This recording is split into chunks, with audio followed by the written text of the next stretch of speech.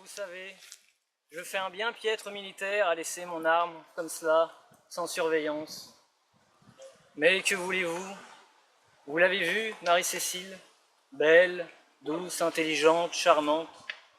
Et puis, on avait si peu d'occasions de se voir. J'avais bien prévu de me la marier, mais avec le décès suspect de son père. Et là-dessus, je me sens pas bien brave non plus. Je savais que je devais rejoindre au plus vite les autres sur la place.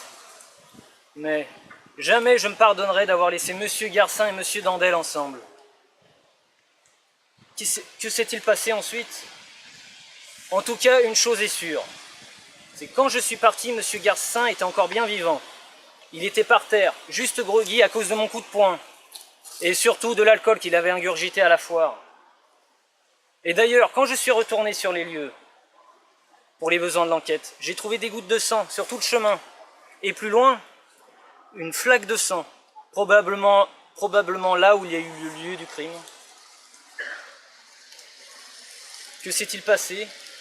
Est-ce que Monsieur Garcin s'est jeté sur Monsieur Dandel? Il était quand même une bête enragée. Peut-être que Monsieur Garcin a pris une pierre et a menacé Monsieur Dandel.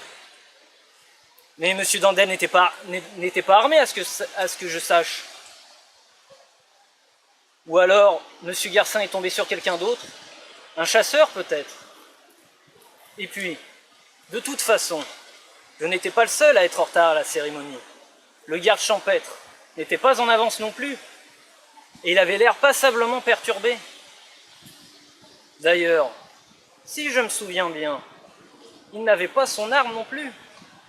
C'est bizarre pour un garde champêtre, vous ne trouvez pas? En tout cas, une chose est sûre, c'est qu'il faut résoudre l'énigme que représente le meurtre de Monsieur Garcin.